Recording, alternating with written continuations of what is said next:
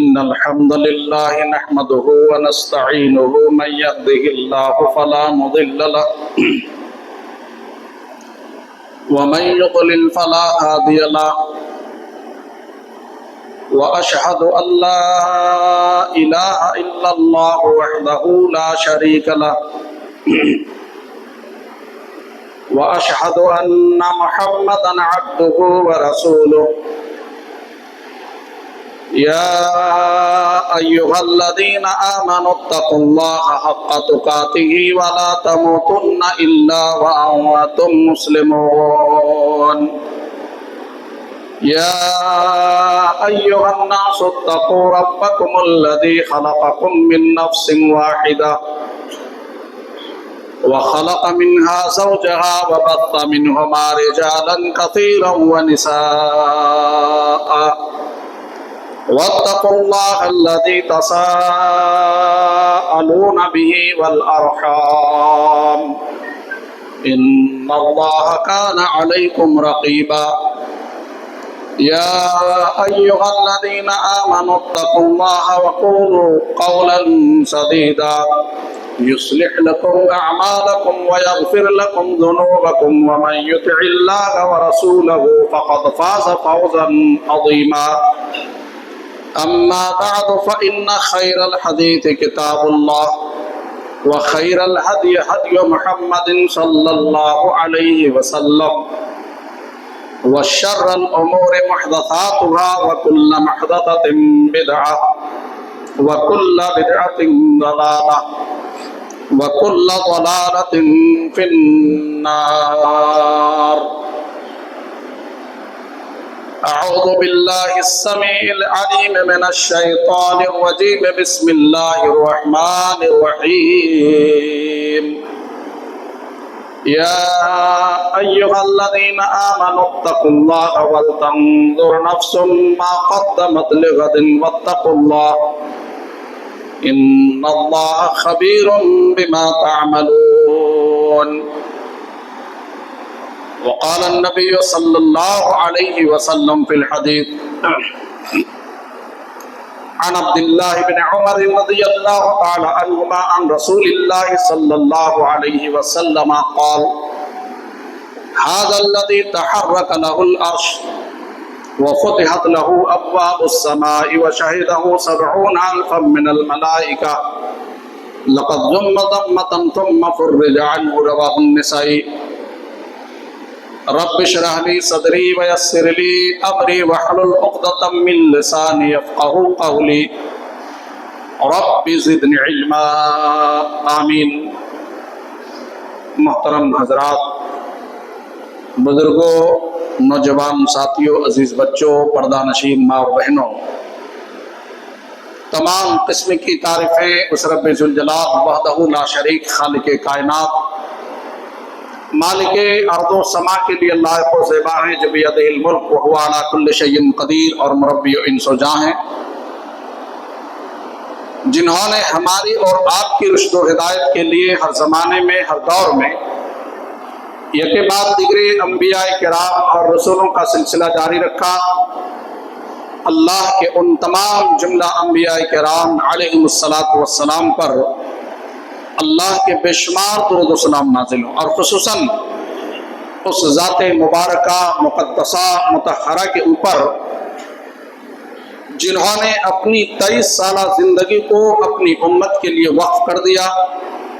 اللہ کے بے شمار انگنت اللہ تعالیٰ درود و سلام نازل ہوں اس مقدس ہستی پر جنہوں نے زخم کھا کر اپنی امت کے لیے پھول برسائے۔ اللہ کے بے شمار انگنت اللہ تعالیٰ درود و سلام نازل ہوں اس مقدس ذات پر جنہوں نے قم فانذر کے بعد علامہ صفی الرحمن مبارک پوری رحمہ اللہ کے تحریر کے مطابق 20 سال سے زائد عرصہ تک چین اور سکون کی نیند نہ سوئے، یعنی پیارے حبیب جناب محمد رسول اللہ صلی اللہ علیہ وسلم پر اللہ کے بے شمار انگنت اللہ تعالیٰ درود و سلام نازل ہے۔ محترم حضرات، خطبہ مسنونہ کے بعد اللہ کی مقدس کتاب قرآن مجید سورہ حشر سے ایک چھوٹی سی آیت کریمہ آپ کے سامنے پڑھی گئی ہیں۔ اور سنن نسائی شریف کی ایک چھوٹی سی حدیث پاک آپ کے سامنے پڑھی گئی ہے۔ انشاءاللہ العزیز اسی آیت اور حدیث کے تعلق سے آج کے جمعے کے خطبے میں آپ کے سامنے گفتگو کروں گا۔ واٹس ایپ کے ذریعے سے آپ کو معلوم ہو گیا ہوگا کہ آج کے جمعے کے خطبے میں کس موضوع پر گفتگو ہوگی اور کس پر خطاب ہوگا۔ آخرت کی تیاری کے تعلق سے انشاءاللہ العزیز آپ کے سامنے کچھ گفتگو کروں گا اس مختصر سے وقت میں۔ اللہ سے دعا کیجئے کہ اللہ تعالیٰ کتاب و سنت کی روشنی میں ہمیں بولنے کی توفیق عطا فرمائے۔ اسلامی بھائیوں، آخرت کی تیاری ہی کے لیے ہم سبوں کو اللہ رب العزت نے اس دنیا کے اندر بھیجا ہے، اور تمام صحابہ کرام الحمدللہ ہمیشہ اپنے ذہن کے اندر آخرت کو رکھتے اور آخرت کو دنیا کے مقابلے میں ترجیح دیتے تھے۔ کبھی بھی صحابہ نے دنیا کو ترجیح نہیں دی میرے ساتھ۔ وہ جانتے ہیں، صحابہ کرام جانتے تھے، ہم بھی جانتے ہیں کہ یہ دنیا فانی ہے، کل من علیہا فان ویبقی وجہ ربک ذو الجلال والاکرام۔ یہ دنیا کی ساری چیزیں ختم ہو جانے والی ہیں، ایک بھی شے اس دنیا کی باقی نہیں رہنے والی ہے۔ اللہ وحدہ لا شریک کی ذات صرف اور صرف باقی رہے گی۔ باقی کائنات اور کائنات کی جتنی بھی چیزیں ہیں ساری چیزیں ختم ہو جانے والی ہیں۔ اس لیے صحابہ کرام نے کبھی بھی دنیا کو ترجیح نہیں دی میرے ساتھ، ہمیشہ آخرت کی فکر صحابہ کرام کرتے تھے۔ یہی وجہ ہے کہ صحابہ کرام رضوان اللہ علیہم اجمعین نبی کریم صلی اللہ علیہ وسلم سے جب بھی کوئی سوال پوچھتے آخرت کے بارے میں، اکثر آخرت کے بارے میں پوچھتے، اللہ کے رسول آپ ہمیں کوئی ایسا عمل بتائیے، آپ ہمیں کوئی ایسی چیز بتلا دیجئے جس پر میں عمل کر لوں، میری آخرت سنور جائے، اللہ مجھ سے راضی ہو جائے اور میں جنت حاصل کر لوں۔ اکثر صحابہ کرام کا یہی سوال ہوا کرتے تھے، اللہ کے رسول کوئی ایسا عمل بتائیں۔ راوی حدیث حضرت ابو ہریرہ رضی اللہ تعالی عنہ حدیث کے راوی بیان فرماتے ہیں کہ ایک عربی شخص، ایک بدو شخص، دیہاتی شخص نبی کائنات علیہ السلام کی خدمت میں حاضر ہوتے اور کہتے ہیں اللہ کے رسول کوئی ایسا عمل ہمیں بتا دیجئے، کوئی ایسی چیز ہمیں بتا دیجئے جس پر میں عمل کر لوں اور میرا رب مجھ سے راضی ہو جائے، میں جنت میں چلا جاؤں، میں جنت جانا چاہتا ہوں، میں اپنی آخرت کو سنوارنا چاہتا ہوں۔ پیارے نبی صلی اللہ علیہ وسلم نے اس صحابی رسول سے پوچھا جنت چاہتے ہو، اپنی آخرت سنوارنا چاہتے ہو؟ کہا ہاں اللہ کے رسول میں اپنی آخرت سنوارنا چاہتا ہوں، میں اپنی آخرت سنوارنا چاہتا ہوں، میں جنت حاصل کرنا چاہتا ہوں۔ اس موقع پر نبی کائنات علیہ السلام نے فرمایا اے اعرابی، اگر تم جنت چاہتے ہو، اگر تم آخرت سنوارنا چاہتے ہو تو سن لو، تعبد اللہ لا تشرکوا بہ شیئا وتقیم الصلاۃ المکتوبۃ وتؤدی الزکاۃ المفروضۃ وتصوم رمضان۔ آپ نے فرمایا اگر جنت چاہتے ہو تو سن لو، تعبد اللہ لا تشرکوا بہ شیئا، اپنی زندگی میں کبھی بھی اپنے رب کے ساتھ کسی کو شریک مت بناؤ، توحید کا اقرار کر لو، موحد بن جاؤ، توحید پرست بن جاؤ، جنت میں چلے جاؤ گے۔ وتقیم الصلاۃ المفروضۃ، اور اللہ نے جو تمہارے اوپر نمازیں فرض کی ہیں ان تمام فرائض کی پابندی کرو، جنت چلے جاؤ گے۔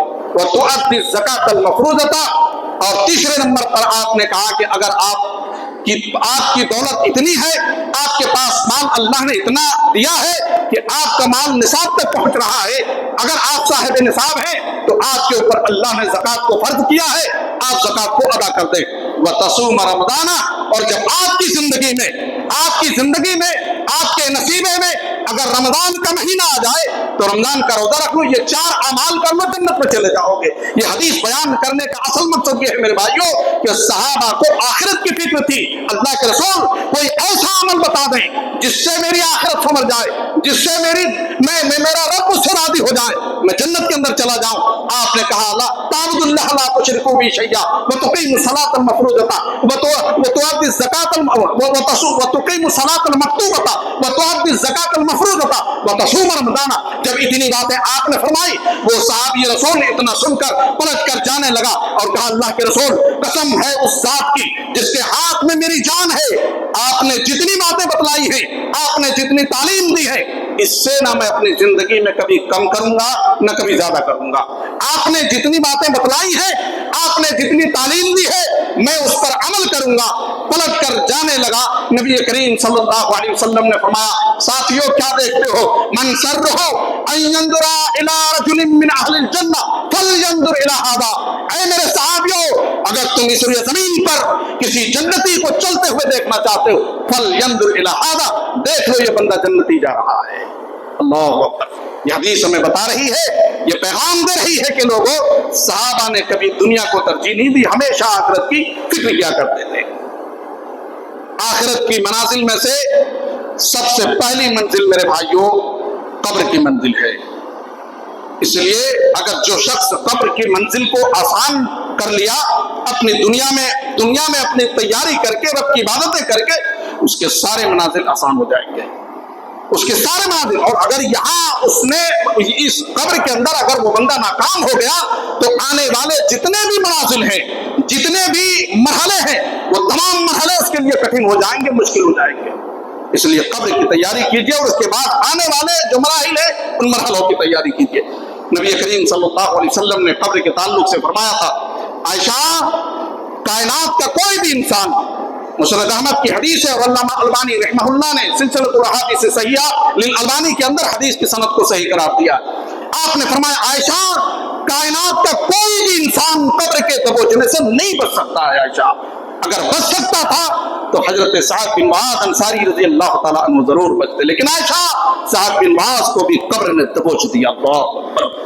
راوی حدیث بیان کرتے ابن ماجہ کی صحیح حدیث ہے، آپ نے فرمایا عن عبداللہ بن عمر رضی اللہ تعالیٰ عنہما عن رسول اللہ صلی اللہ علیہ وسلم قال هذا الذي تحرك له العرش وفتحت له ابواب السماء وشهده 70,000 من الملائكة لقد ضم ضمة ثم فرج عنه، رواه النسائی۔ راوی حدیث کہتے ہیں حدیث نبی کریم صلی اللہ علیہ وسلم نے حضرت سعد بن معاذ انصاری رضی اللہ تعالیٰ عنہ کے انتقال کے موقع پر آپ نے حدیث بیان فرمائی تھی۔ اور یاد رکھنا میرے ساتھیوں، سعد بن معاذ انصاری رضی اللہ تعالیٰ عنہ کی شخصیت اتنی بڑی شخصیت ہے، اتنے بڑے صحابی ہیں، جلیل القدر صحابی انصاری صحابی ہے، اور اس سے بھی بڑی بات یہ ہے کہ یہ بدری صحابی ہے، یہ بدری صحابی ہے لوگوں۔ اور بدریوں کا مقام جانتے ہو، اگر آپ تاریخ اسلام کا مطالعہ کرتے ہیں، سیرت صحابہ پڑھتے ہوں گے تو آپ کو معلوم ہوگا کہ اس زمین پر لوگوں کائنات کے اندر جتنے بھی مسلمان ہیں، کائنات کے سارے مسلمانوں میں سب سے افضل ترین مسلمان اگر کوئی ہے اس زمین پر تو وہ بدری صحابی ہے۔ کتاب المغازی صحیح بخاری کی حدیث ہے، نبی کریم صلی اللہ علیہ وسلم کی خدمت میں ایک مرتبہ حضرت جبرائیل علیہ السلام آتے ہیں اور کہتے ہیں اللہ کے رسول آپ سے ایک سوال کرنا چاہتا ہوں، اللہ کے حبیب آپ بتائیں کہ اس روئے زمین پر بدری صحابیوں کا مقام آپ کی نظر میں کیا ہے؟ آپ کس نظریے سے بدری صحابیوں کو دیکھتے ہیں؟ آپ کی نظر میں بدریوں کا مقام کیا ہے؟ نبی کائنات علیہ السلام نے فرمایا جبرائیل مجھ سے پوچھنا چاہتے ہو، میری زبان سے سننا چاہتے ہو کہ میری نظر میں بدریوں کا مقام کیا ہے؟ جانتے ہو جبرائیل میری نظر میں اس روئے زمین پر بدری صحابیوں سے افضل ترین مسلمان کائنات کے اندر کوئی بھی مسلمان نہیں ہے۔ جبرائیل نے کہا تھا اس موقع پر اللہ کے رسول جو مقام آپ کی نظر میں اس روئے زمین پر بدری صحابیوں کا ہے وہی مقام اللہ کی نظر میں آسمان پر ان فرشتوں کا ہے جو جنگ بدر میں اللہ نے آپ کی مدد کے لیے، صحابہ کی مدد کے لیے، دین کی نصرت کے لیے اللہ نے فرشتوں کو نازل کیا تھا۔ جو جنگ بدر میں فرشتے شامل تھے ان فرشتوں کا بھی وہی مقام آسمان کے اندر سارے فرشتوں میں ہے جو مقام اس زمین پر بدری صحابیوں کا ہے۔ اتنا بڑا مقام بدری صحابیوں کا ہے۔ بدریوں کا مقام جاننا چاہتے ہو لوگوں؟ اتنا بڑا مقام بدری صحابیوں کا۔ فتح مکہ کے موقع پر، یہ بھی حدیث بخاری شریف کی ہے، فتح مکہ کے موقع پر نبی کائنات علیہ السلام اپنے صحابہ کرام کو لے کر مکہ فتح کرنے کے لیے نکلے۔ حضرت حاطب بن بلتعہ رضی اللہ تعالیٰ عنہ نے وقت کی قلت کی وجہ سے بہت مختصر واقعہ بیان کر رہا ہوں، اور رحیق المختوم جو پڑھے ہوں گے وہ یہ نہ سمجھے کہ مولوی صاحب نے فلاں چیز چھوڑ دی فلاں چیز چھوڑ دی، بالکل مختصر پوائنٹ کی بات بتا رہا ہوں۔ جب حاطب بن بلتعہ رضی اللہ تعالیٰ عنہ نے پیارے نبی صلی اللہ علیہ وسلم کی اس راز کو بتلانے کی کوشش کی، ایوان قریش کے نام پہ لکھا اے مکہ کے سرداروں، ہم اللہ کے رسول کے ساتھ مدینے سے نکل چکے ہیں، ہم مکہ پر چڑھائی کرنے والے ہیں۔ اس بات کو اللہ کے رسول صلی اللہ علیہ وسلم نے سوائے چند صحابہ کے کسی اور کو نہیں بتلایا تھا، یہ راز کی باتیں تھی، اور انہوں نے اس خط کے اندر یہ بات لکھ دی تھی کہ ہم مکہ پر چڑھائی کرنے والے ہیں۔ اللہ نے آپ کو وحی کے ذریعے بتلایا کہ حاتب بن بلتع نے آپ کی اس راز کو فاش کرنے کی کوشش کی ہے اور ایک خاتون کے ذریعے سے اس خط کو بھیجا ہے. وہ خاتون اپنے بال کی چوٹی پر چھپا کر وہ لیٹر لے کر مکہ پہنچ رہی ہے. اللہ کے رسول ابھی وہ مکہ نہیں پہنچی ہے, وہ روزے خاک تک پہنچی بھی ہے. وہ خط حاصل کرے بہرحال حضرت علی رضی اللہ تعالیٰ عنہ کو ایک اور صحابی کو بھیج کر وہ خط حاصل کیا گیا, اور جب وہ خط حاصل ہوا آپ کے سامنے پڑھا گیا من جانب حاتب بن بلتع اور فلاں فلاں فلاں ساری چیزیں بتلائی. حضرت عمر بن خطاب رضی اللہ تعالی عنہ وہاں پر موجود تھے, اور آپ سبھی کو معلوم ہے کہ عمر بن خطاب رضی اللہ تعالی عنہ جلالی صحابی تھے, بڑے غصے والے تھے, تیور بدل گئے, پیشانی پہ شکنیں پڑ گئی اور کہا اللہ کے رسول حاتب بن بلتع نے اللہ کے ساتھ, رسول کے ساتھ, مومنوں کے ساتھ اس نے امانت پہ خیانت کی ہے, اس نے اللہ اور رسول کے ساتھ خیانت کی ہے, اس نے آپ کی راز کو فاش کرنے کی کوشش کی ہے, یہ تو منافق ہو گیا ہے. اللہ کے رسول آپ حکم دیجئے میں حاتب بن بلتع کی گردن مار دوں. پیارے نبی صلی اللہ علیہ وسلم نے اس موقع پر کہا عمر کس کی گردن مارنے کی بات کرتے ہو, کس کی گردن مارو گے؟ حاتب بن بلتع کی گردن مارو گے؟ جانتے ہو یہ کون ہے؟ اے عمر یہ کوئی منافق نہیں ہے, یہ الگ بات ہے ان سے غلطی ہو گئی ہے, کسی مجبوری کی بنا پر اس نے کوئی یہ غلطی کی ہوگی, لیکن اے عمر یہ منافق نہیں ہے, یہ بدری صحابی ہے.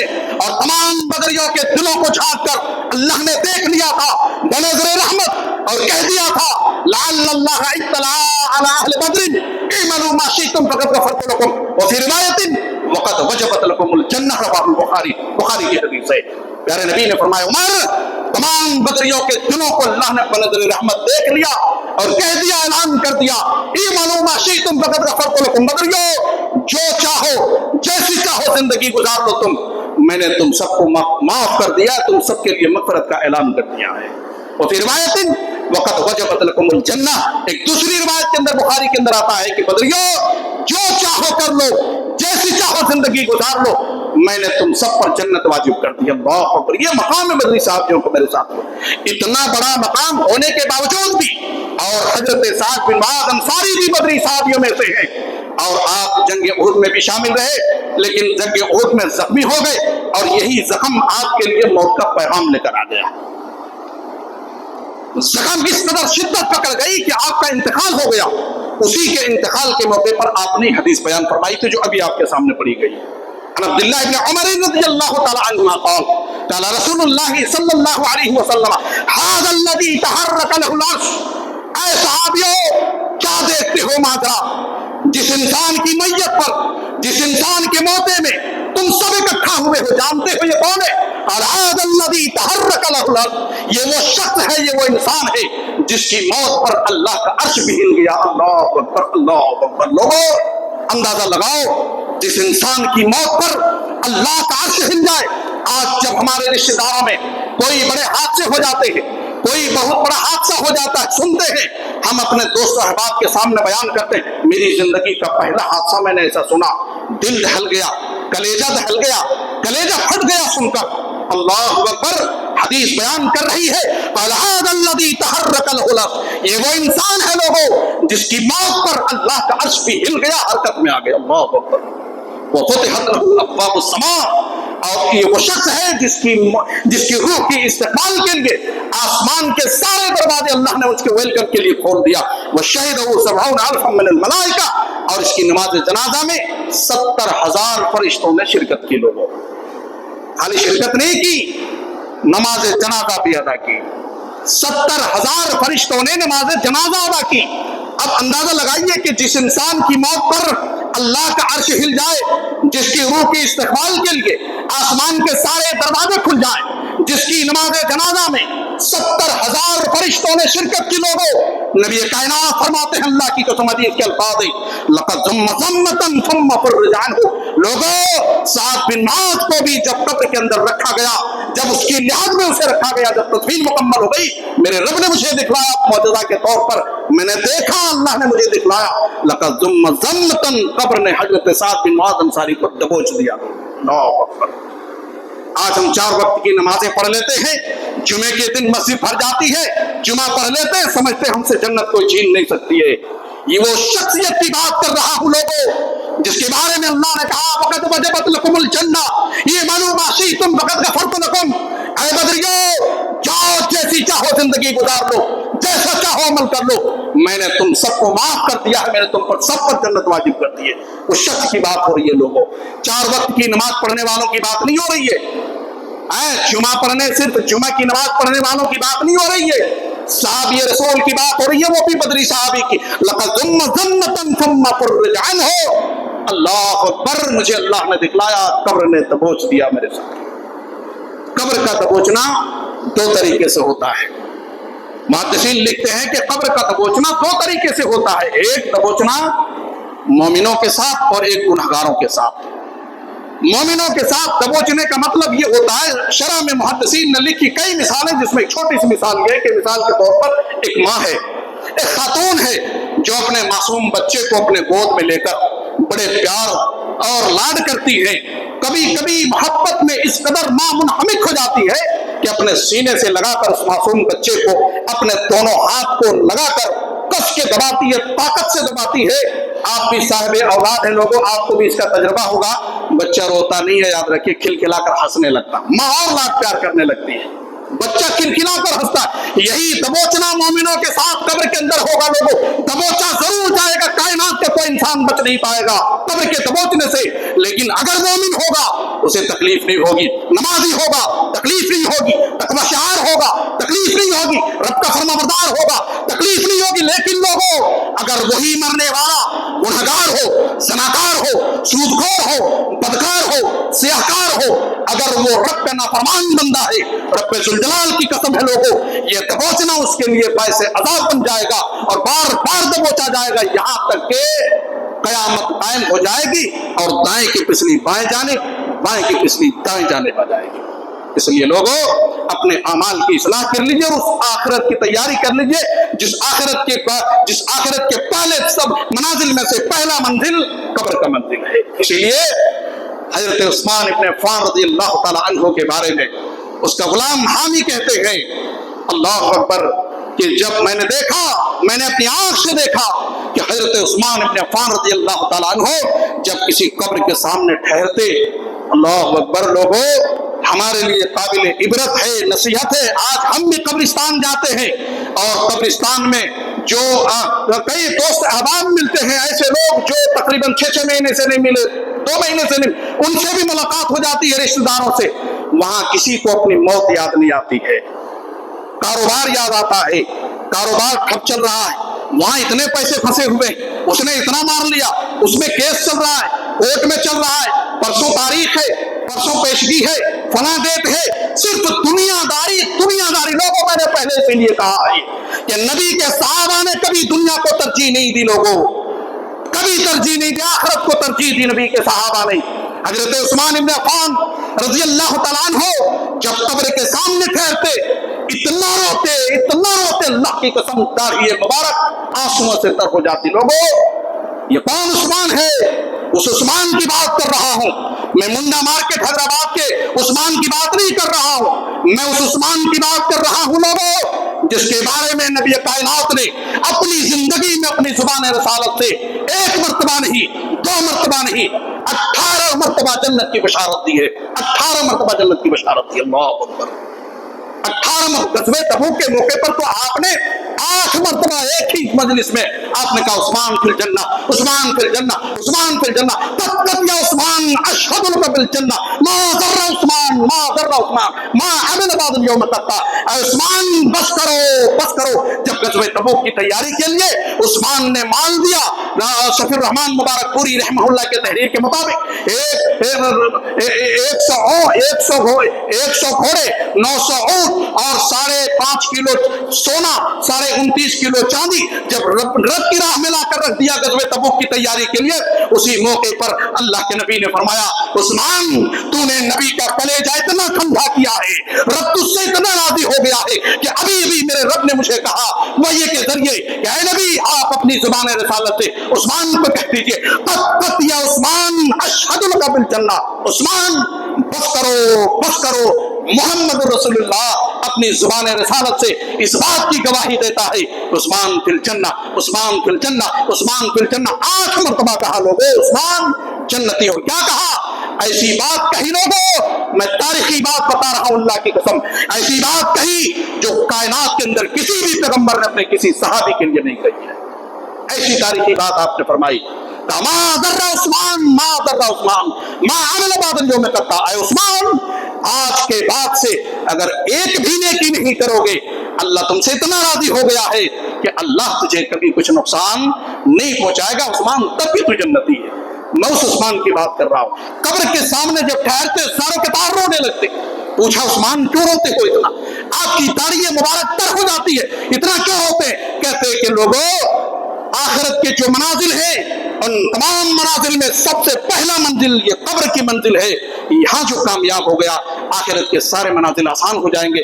अगर यहाँ नाकाम हो गया तो अल्लाह की कसम इसके बाद आने वाले जितने भी मरहले हैं, जितने भी मनाजिल हैं, सारे मनाजिल, सारे मराहिल बड़े कठिन होंगे। इसलिए लोगों इस कब्र की तैयारी करो। और इस जमीन पर लोगों सबसे ज्यादा अक्लमंद जो दुनिया कमा ले वो अक्लमंद नहीं है शरीयत की नजर में। भले आपकी नजर में, मुआशरे की नजर में, सोसाइटी की नजर में, दोस्तों अहबाब की नजर में भले वो शख्स अक्लमंद हो सकते हो जिसने करोड़ों रुपया कमा लिया हो, जिसने बड़ी बड़ी इमारतें बना ली हो, जिसने बड़े बड़े माल बना लिए हो, बंगले बना लिए हो। ये लोगों की नजर में भले हो सकता है, लेकिन शरीयत की नजर में वो शख्स अक्लमंद नहीं है। एक अंसारी सहाबी ने, अब्दुल्लाह इब्न उमर रज़ियल्लाहु तआला अन्हुमा, हदीस के रावी है, इब्न माजा की सही हदीस है, अल्लामा अलबानी रहमहुल्लाह ने हदीस की सनद को सही करार दिया।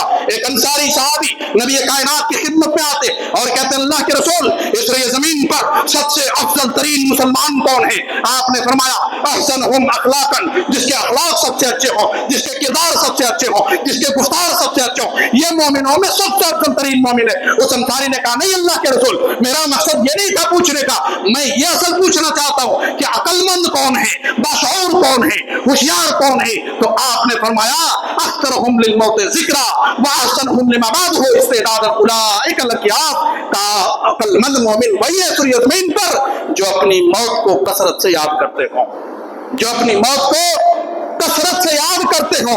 वो अहसनुहुम लिमा बादहु इस्तिदादन उलाइक लकियात। और जो मौत के बाद आने वाले मरहले हैं, चाहे वो कब्र का मरहला हो, चाहे वो कब्र से उठाए जाने का मरहला हो, चाहे वो मैदान महशर में इकट्ठा किए जाने का मरहला हो, चाहे नाम अमाल तकसीम किए जाने का मरहला हो, या नाम अमाल मीज़ान में तोड़े जाने का मरहला हो, या फिर पुलसरात से गुजरने का मरहला, जितने भी मराहिल हैं वो तमाम मराहिल इसके अंदर शामिल हैं। आपने फरमाया वो अहसनुहुम लिमा बादहु इस्तिदादन उलाइक लकियात। इसलिए जमीन पर सबसे अक्लमंद इंसान वही है जो अपनी मौत को याद करता हो और मौत के बाद आने वाले मरहलों की तैयारी कर लेता हो।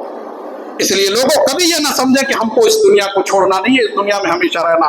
बाज लोग तो ऐसी जिंदगी गुजारते हैं, दनाते फिरते हैं अल्लाह की जमीन पर, ऐसा लगता है कि इसे कभी मरना ही नहीं है। लोगों, मौत ने चारों तरफ से इंसानों को घेर रखा है। चंद लकीरों के जरिए से नबी करीम सल्लल्लाहु अलैहि वसल्लम ने अपनी उम्मत को ये बात समझाई है कि लोगों इस गलत फहमी में न रहना कि हमेशा जिंदा रहोगे। चारों तरफ से तुझे मौत ने घेर रखा है। ये हदीस पेश करके इंशाअल्लाह अपनी बात को खत्म कर दूंगा, क्योंकि 1:30 बजे तक का वक्त है खुतबे का, और मुझे इस बात का भी अच्छी तरह से इल्म है अल्हम्दुलिल्लाह। इस मस्जिद में जितने भी लोग आते हैं तकरीबन 95% लोग, सारे लोग कारोबारी आदमी हैं। उन भाइयों का मैं वक्त ज़ाया नहीं करना चाहता हूँ।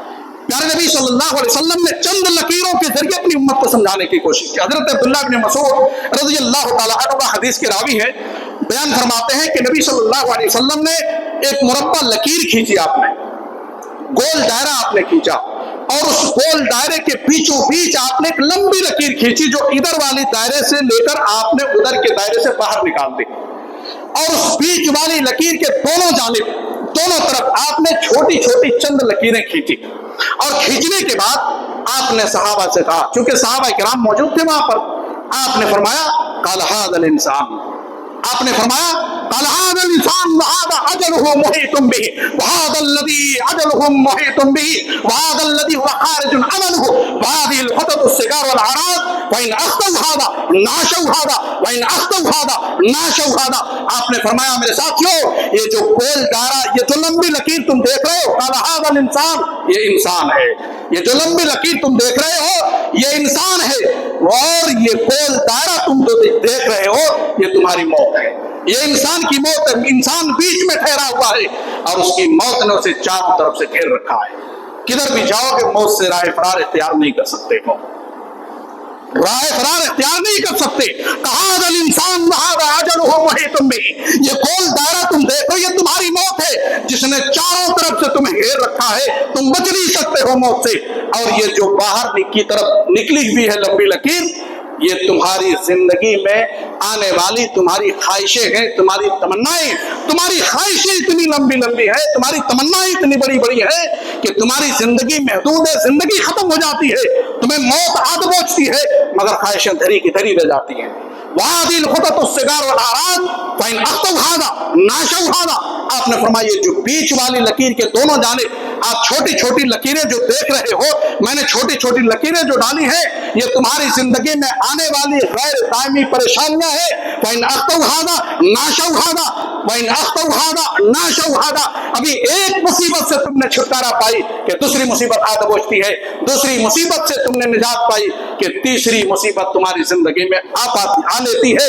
یہ تمہاری زندگی کی حقیقت ہے میرے ساتھیوں جو نبی کریم جناب محمد رسول اللہ صلی اللہ علیہ وسلم نے چند لکیروں کے ذریعہ سے اپنی امت کو سمجھانے کی کوشش کی ہے اور اس بات کا پیغام دینے کی کوشش کی ہے کہ لوگوں اس دنیا میں جو بھی لوگ بھیجے گئے ہیں مرنا ہے, اس لیے یہ ہمیشہ کی زندگی نہیں ہے جو ہمیشہ کی زندگی ہے اس زندگی کی تیاری کرو جیسے نبی کے صحابہ نے تیاری کی الحمدللہ اور ہمیشہ اس کی فکر میں لگے رہتے تھے اور نبی کریم صلی اللہ علیہ وسلم سے بارہا سوال کرتے اللہ کے رسول کوئی ایسا عمل بتائیے, کوئی ایسی چیز بتائیے جس سے میری آخرت سنور جائے. یہ صحابہ کی زندگی ہے اور یہ آخرت کی تیاری ہے جس کے لیے اللہ رب العالمین نے ہم سب کو یہاں پر بھیجا ہے. اللہ تعالیٰ سے دعا ہے کہ مولا کریم عالم اسلام کے سارے مسلمانوں کو پروردگار عالم آخرت کی تیاری کرنے اور اپنی آخرت سنوارنے کی توفیق عطا فرما. پروردگار عالم عالم اسلام کے سارے مسلمانوں کی جان مال عزت و آبرو ایمان غیر محفوظ ہے. اللہ مسلمانوں کی جان مال عزت و آبرو کی ایمان کی اس کی توحید کی حفاظت فرما دے. پروردگار عالم عالمی پیمانے پر ہماری ماں اور بہنوں کی عزت و آبرو بھی غیر محفوظ ہے. اللہ ہماری ماں اور بہنوں کی عزت و آبرو کی ایمان کی اور اس کی توحید کی حفاظت فرما دے. اللہ اس روئے زمین پر جب تک ہم سب کو زندہ رکھ, اللہ ایمان پر زندہ رکھ, توحید پر قائم رکھ میرے مولا. اور جب ہمارا خاتمہ ہو اس دنیا سے تو اللہ ہمارا خاتمہ ایمان پر ہو, کلمہ توحید لا الہ الا اللہ پر ہمارا خاتمہ ہو, خاتمہ بالخیر ہو. آمین یا رب العالمین. والسلام علیکم ورحمۃ اللہ وبرکاتہ.